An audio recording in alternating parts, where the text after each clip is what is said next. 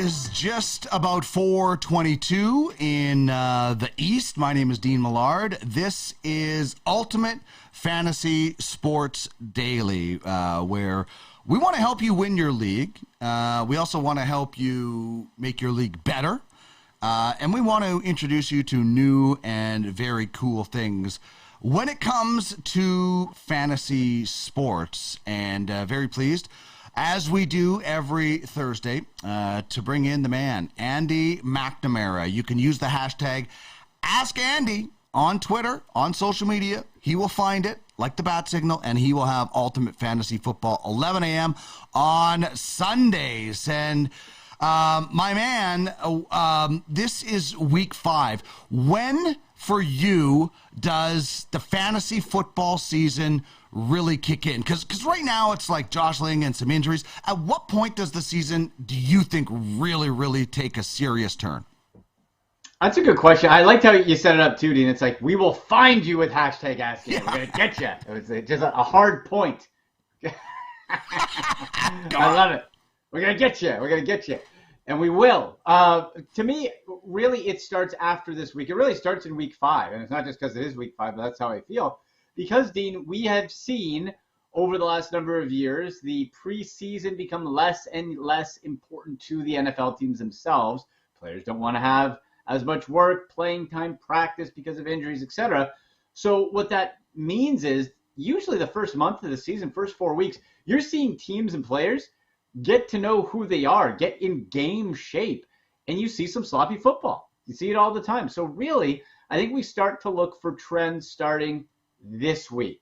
So for guys like, okay, Russell Wilson, who's playing tonight, who started to pop a little bit last week, are we starting to see a positive projection for him on his new team? Running backs, whatever the position, are they now, as of week 5 and moving forward, starting to trend? Because too much farther after this, once you get to week 6, 7, if a guy hasn't done it for you, you got to start cutting bait. And you can't be proud. You can't fall in love and just stay with a underperforming fantasy asset that's not time to dump anybody yet.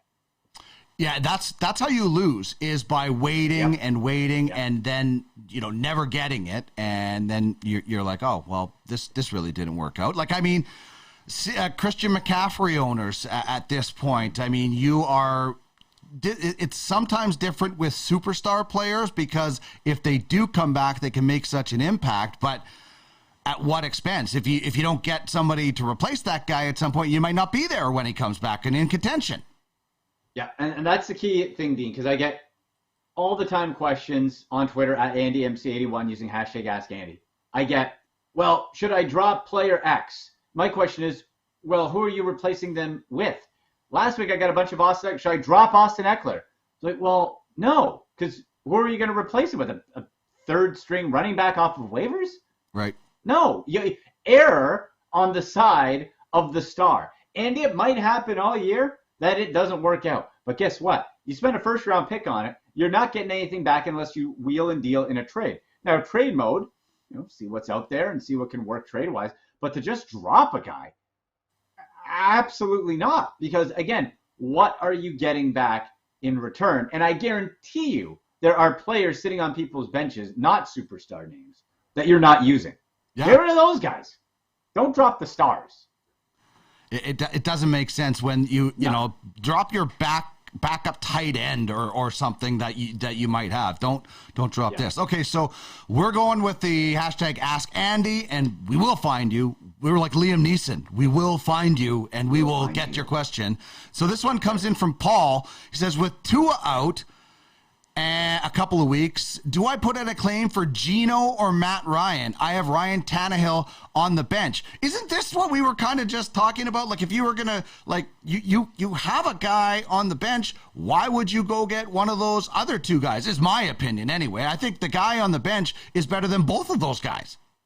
Well, it can either go this way, Dean, for this week. You either go with Tannehill, and Geno Smith, I think at some point this season, you might be able to still stream, because he's surprised me the way he's been able to pop a little bit. This week, however, no. This is a terrible matchup for Geno Smith. No Geno Smith. And I would say none of the above, Dean. My answer is none of the above. And I put it out in my weekly Tuesday waiver wire article on Twitter. Fantasy football, the meat on the bone. We get to those waiver wire pickups. Teddy Bridgewater. Teddy Two Gloves. Put the gloves on with him. Get all in with Teddy Two Gloves. Why? Well, let's take a look, Dean. Let's take a look. Do you want to have one of those scrubs that he mentioned, or do you want a guy in Teddy Bridgewater who has been able to prove throughout his career to be a plug-and-play competent quarterback in the NFL and fantasy useful in spots? New Orleans Saints came in, did a very nice job. Panthers last year did a nice job. You can plug this guy in and he can go. Oh, by the way, the weapons around him are not too shabby that he has to work with. Tyreek Hill, Jalen Waddle, Mike Gesicki. I think I'll take those. Oh, and Dean, furthermore, by the way, after that, you also are playing the New York Jets, who have given up the most, literally the most fantasy points to quarterbacks this season. The stars are aligning. Orion's belt is in the sky for you to take Teddy Bridgewater this week. And as of Tuesday, he was available in 98% of most redraft leagues, and he's a steal in DFS too. Get yourself Teddy Bridgewater, and it's not going to be perfect, but that's a guy who's going to get you 17 to 19 fantasy points, or at least there's a possibility of it. I mean, for the people that went out and grabbed Cooper Rush at some point, and they're not doing anything, this is a much better backup situation and tentative replacement. I think than Cooper Rush. Yeah. They're undefeated, but you don't get the W in fantasy for the quarterback. No. It's the defense that gets the W for the Cowboys right now. Okay, JP on our Twitch chat drops this in. Andy, I need a waiver wire quarterback instead of Stafford. Tua, Mac Jones, he's hurt right now. I don't know if he was limited in practice. Kenny Pickett on waivers. Do I drop Stafford for one of them or drop Brandon Cooks, Tony Pollard, or Pickens? Half-point PPR, hashtag Ask Andy. This kind of is in the frame of what we've been talking about of if you're going to pick somebody up, who's the smart guy to drop? Yeah. Now, JP, you came to the right spot, brother, okay? Because I can sense a little bit of panic. I can sense a bit of panic in there, and we're going to settle you down, and we're going to be okay. All right? So we're not picking up Tua because Tua's not playing, and we don't really know when Tua is going to play. He could play next week. He might not play for a month. So, no, Mac Jones is banged up, and Mac Jones is not a good fantasy football quarterback anyway when healthy. Real life, fine. Fantasy, no. Same with Cooper Rush. So, again, Dean, I'll say this. I bet you Teddy Bridgewater is on the waiver wire. Teddy Bridgewater is the best streaming quarterback play this week, period. Now, whether that actually works out, who knows? But everything is lined up for him to have a successful week. It just makes too much sense. So out of those names, I would choose none of the above. I would select D, and I would go get Teddy Bridgewater and put him in your lineup instead. I like the none of the above. It's giving me Brewster's Millions vibes. Remember Brewster's Million, where Richard Pryor had to spend the money and he ran for mayor, and none of the above? So it's giving me some John Candy, Richard Pryor vibes. I like that. Okay, Benoit, Ask Andy, another dilemma this week. Melvin Gordon III versus Indiana, or I like to call him fumbleitis, or Harris versus Buffalo. I'll get to my start sits a little bit later, but what do you think about this one? Well, Melvin Gordon, I was very hesitant on early in the week because we were waiting for the health report. Short week, he's been cleared. No injury designation. Head coach said he will be the back to get the workload.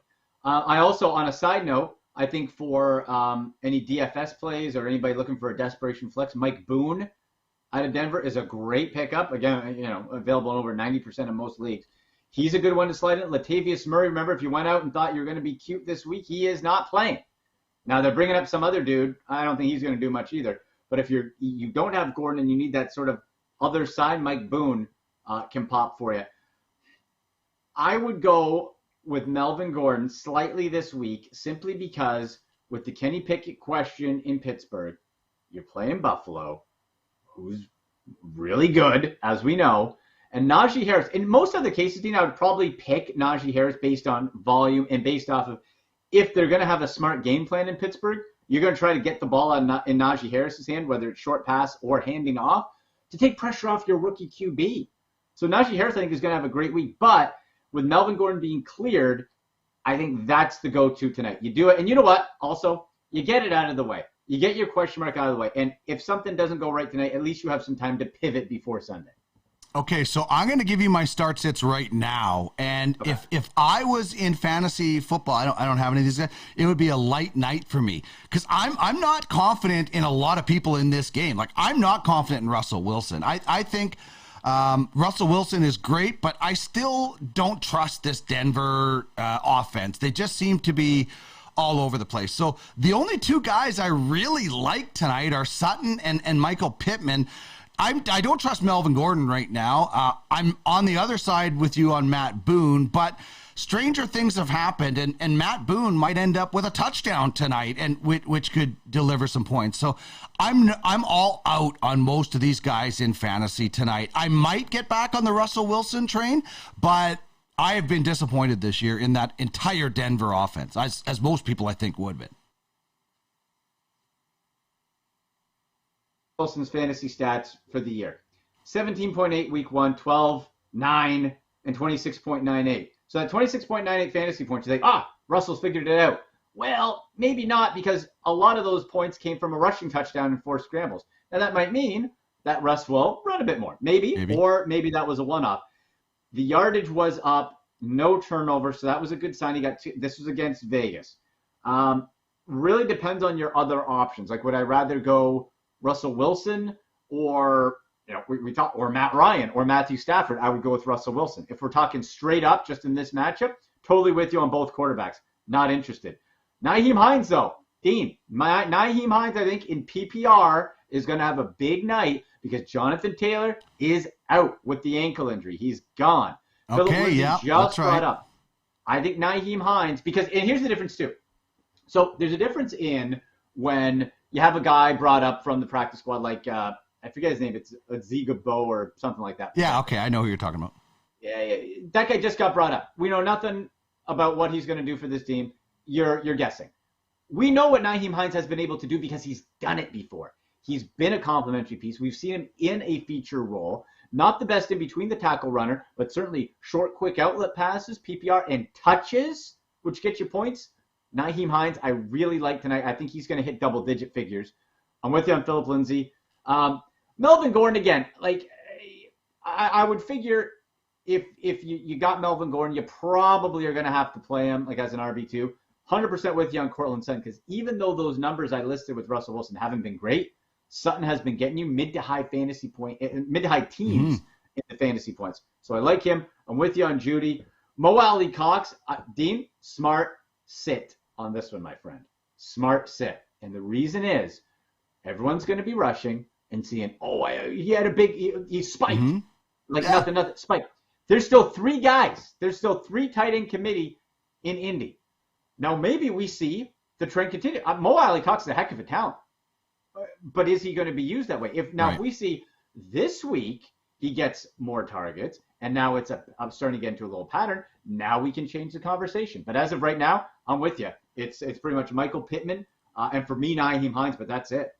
Well, and trends matter. If you see Mo Alley Cox trending up, put him on that watch list that you have, and say, I might just be down on Denver just because there's so many problems and I'm overlooking Russell Wilson. But again, he's a guy that I would be watching because it's Russell Wilson and there's pedigree there, right? So it's like Aaron Rodgers or anybody. You don't write them off. But if they're not playing well and you have other options, I would go with them. However, if you're drafting Russell Wilson, he's probably. I would be surprised if you're drafting Russell Wilson as your backup in fantasy. He's going to be your starter, so it depends, like you said, who you have. Benjamin says, trade question, half PPR, trading away Cortland Sutton to get James Conner.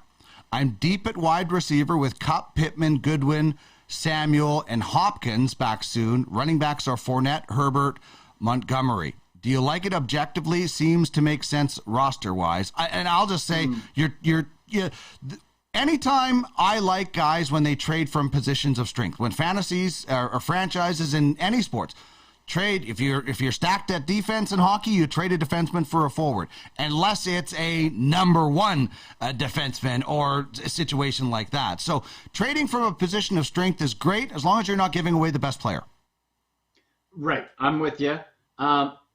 And just if we didn't know the rosters, I would say no. knowing the rosters with the running backs, that is a really thin group. However, James Conner has regressed significantly as expected from his huge touchdown total last year. 1 rushing touchdown. That's it. He's hit double-digit fantasy points uno times. 1. Wow. That's it. So what are you getting when you have James Conner in? Now, could that turn around? Yeah, let's look at the opponents.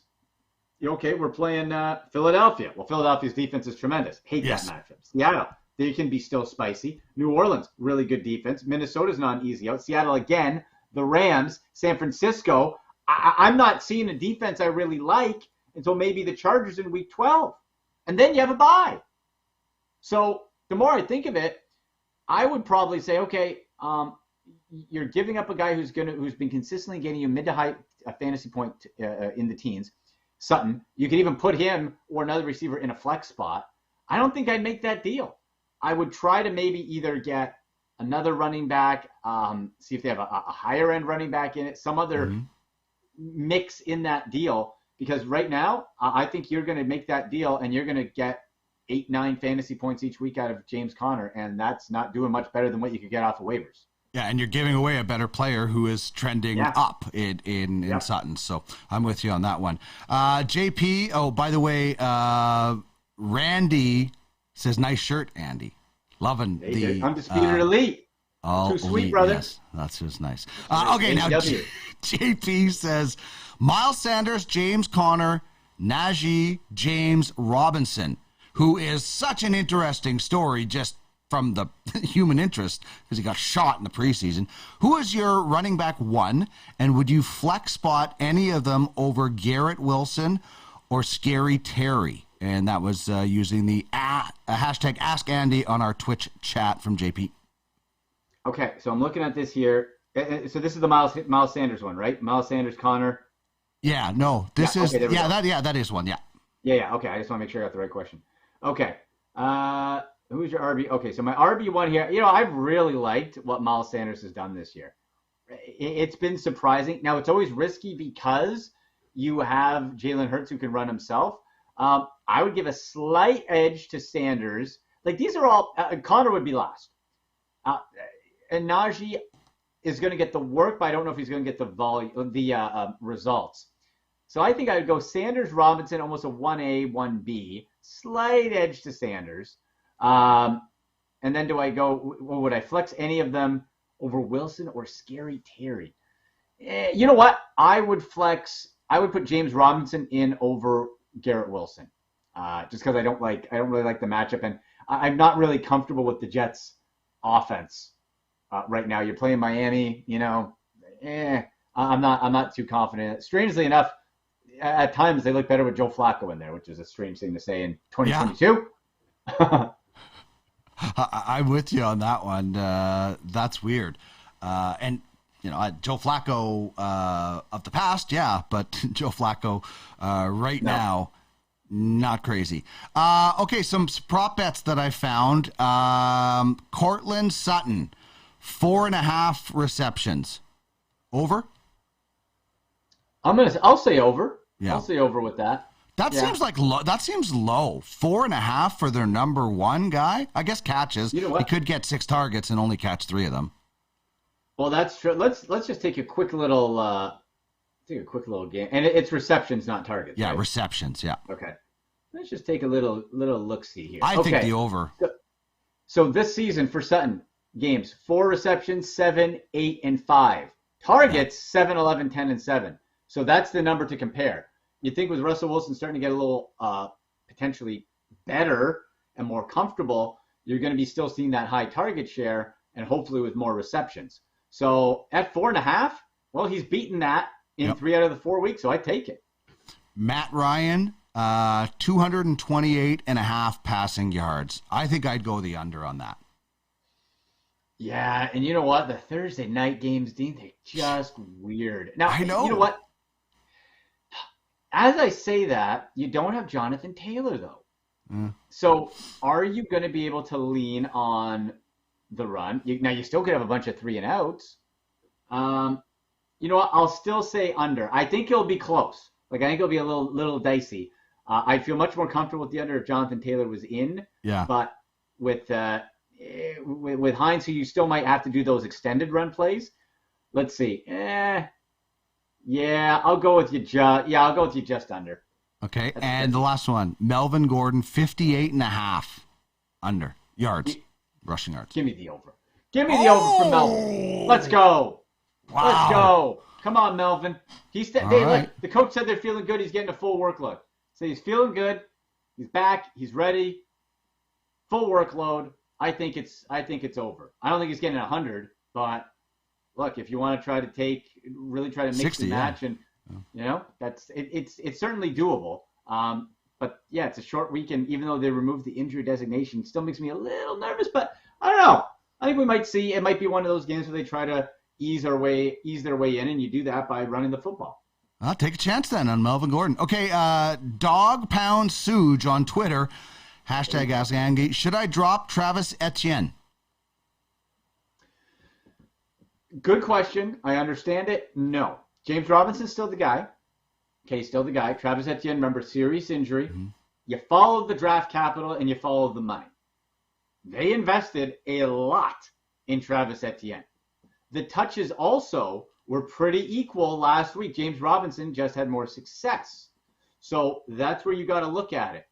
Who's getting more carries? We're starting to see a more split. Each game, more of a split. So I wouldn't recommend necessarily playing Travis Etienne this week, but I would try to hold on to him to see, are we staying at an even split?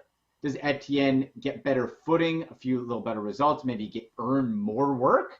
We're still in that limbo here, so I would give it a few more weeks before giving up on Etienne. All right, these are quarterback projections for Week 5, and these are projections from Fantasy Pros. I look at these projections, and I think I might move Jalen Hurts up. I think I might move Tom Brady down, and I think I might move Kyler Murray up. But, if you have any one of these 10 quarterbacks, I think this is going to be a pretty exciting week for you. Yeah, how weird to see Aaron Rodgers that low. I know. That's where he's been at, though.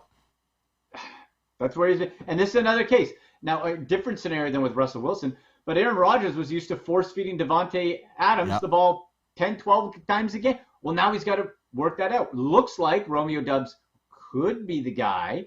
So you still have a ways, and I think Aaron Rodgers gets it figured out before the end of the year, and we start to see him more in that maybe low 20s and bumped up a little bit. But now, I can't argue with that. He's throwing, if he's throwing the ball 43 times, the completion percentage comes up, the yards are going to go up. If they keep throwing the ball like that, he's definitely going to get better.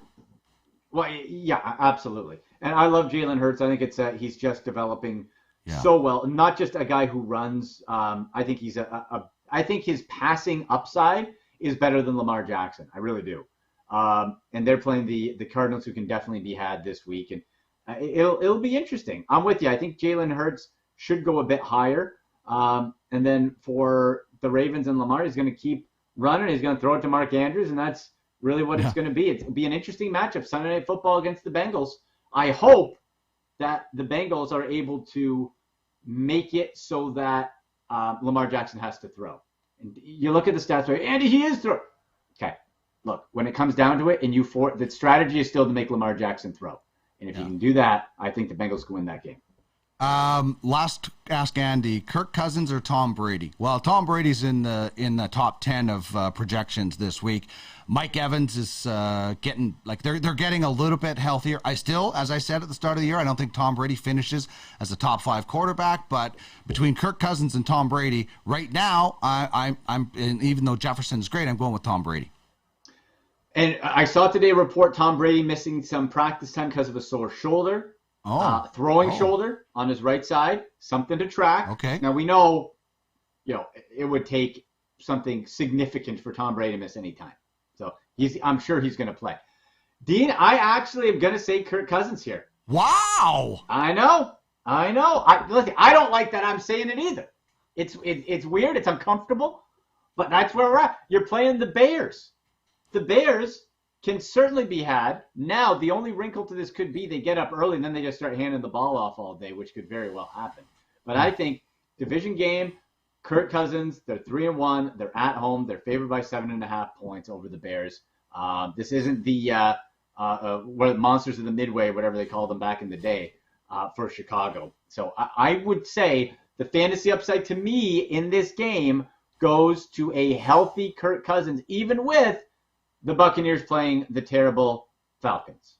Well, you're clearly on Team Giselle in this situation. Then Absolutely, obviously you're on Team Giselle.